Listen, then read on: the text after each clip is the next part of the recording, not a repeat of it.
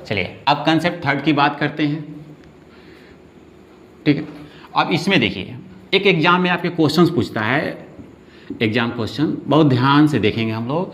ये आपके pre level पर भी पूछता है, मेंस लेवल पर भी पूछता है, चाहे एसएससी सीजीएल वगैरह हो। जैसे मान लीजिए क्वेश्चंस दिया हो कि कोई दो कंटेनर है, कंटेनर मीन्स बर्तन है, दो कंटेनर है, दो कंटेनर है और इसमें भी आपके दूध है और पानी है, milk and water, milk and water.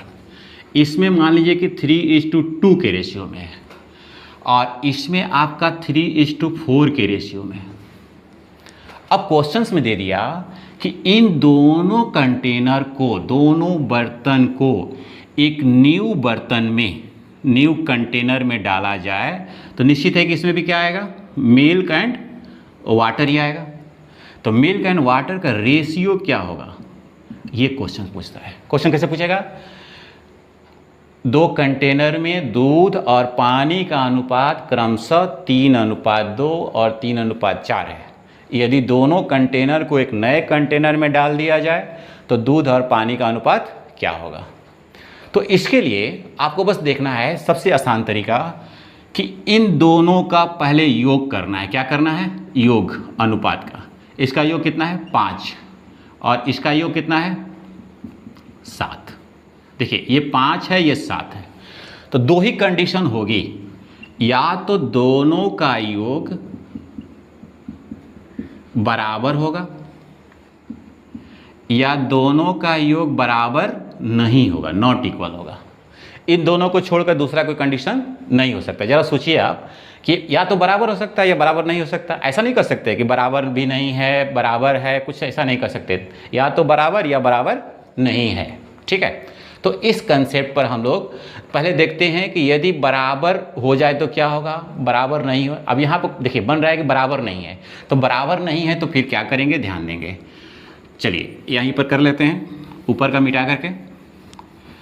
पहले कंटेनर में जैसे देखिए यहाँ पर लिख लिया मिल्क और वाटर, ये कंटेनर 1 है। कंटेनर 1 में मिल्क कितना था 3:2, कंटेनर 2 में मिल्क कितना था 3:4।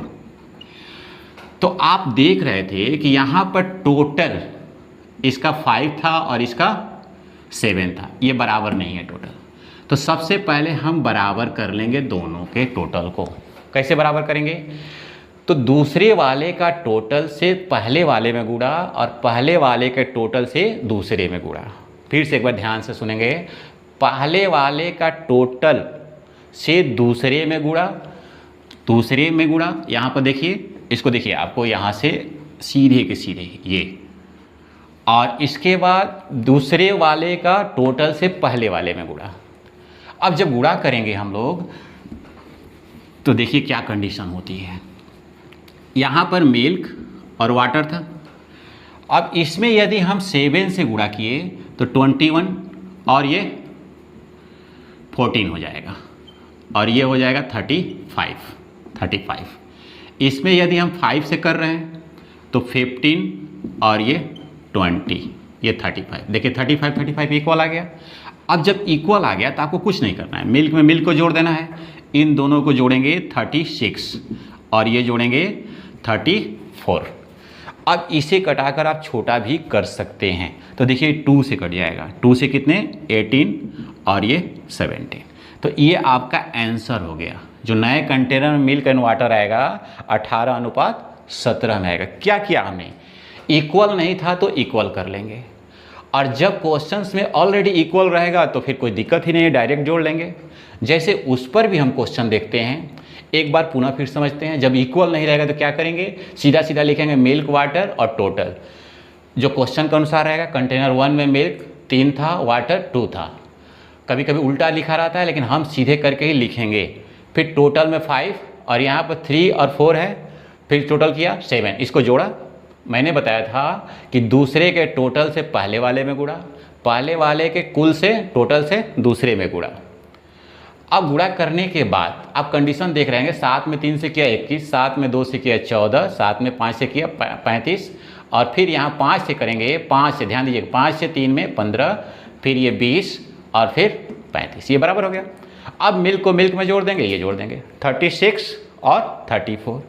इसको छोटा करेंगे ना, क्योंकि अनुपात का अर्थ ही होता है छोटा रूप में लिखना। यहाँ ध्यान देंगे, कभी कभी आपके ऑप्शंस में ये भी रहेगा और ये भी रहेगा, तो ऐसा नहीं कि इसको आंसर टिक कर देंगे, आंसर छोटा वाला होगा। आप यदि ए आंसर करते हैं तो गलत हो जाएगा, इसको छोटा करके ही करेंगे। तो 18 और 17 हो गया। अब लेते हैं हम लोग दूसरे टाइप का, इसी में एक क्वेश्चंस, ऐसे दो कंटेनर जिसका सम, रेशियो का सम क्या हो, इक्वल हो, इक्वल में। जैसे देखिए, मान लीजिए कि कंटेनर है, ठीक है, कंटेनर 1 और ये है कंटेनर 2, ठीक है। अब इसमें मान लीजिए अल्कोहल है और वाटर है, अल्कोहल है और वाटर है। ये तो ज़्यादा समझ में आ रहा होगा आप लोग को, दूध पानी से अल्कोहल ज़्यादा समझ में आ रहा होगा। चलिए, अल्कोहल और वाटर है, इसमें मान लीजिए कि 1:4 है और इसमें 2:3 है।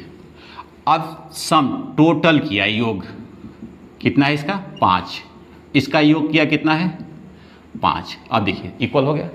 अब जब इक्वल हो गया तो कोई टेंशन नहीं, यहाँ पर अल्कोहल और वाटर लिखना है। कंटेनर 1 में अनुपात कितना था, 1:4, इसमें कितना था, कंटेनर 2 में 2:3। अब इसका भी योग टोटल 5 है, ये भी 5 है। तो अब आपको 5 इक्वल तो मल्टीप्लाई करने की कोई ज़रूरत नहीं, सीधा सीधा जोड़ दीजिए, प्लस कर दीजिए 3 और 7। अब ये देखिए आपस में कटेंगे नहीं, आंसर कितना हो जाएगा, 3:7। यानी इन दोनों को किसी नए कंटेनर में डाला जाए तो मिल्क एंड वाटर का वैल्यू कितनी आएगी, 3:7 आएगा। कभी कभी एग्जाम में आप देखे होंगे कि यहाँ पर मिल्क एंड वाटर का ना पूछ करके आपको वाटर एंड मिल्क पूछ देगा, तो परेशान होने की ज़रूरत नहीं है, सेम मेथड से चलना है। अब यहाँ पर वाटर पहले तो वाटर का मान पहले, मिल्क बाद में तो मिल्क बाद में, ये आंसर होगा। जबकि आपके एग्जाम में ऑप्शंस में यही आंसर ए पर रहेगा, तो सावधान हो जाना है कि 3:7 नहीं, ध्यान से देना है कि वाटर मिल्क पूछा है ना कि मिल्क वाटर, तो आंसर क्या होगा आपका 7:3। ठीक है, तो ये छोटी छोटी चीज़ें हम लोग ध्यान देंगे।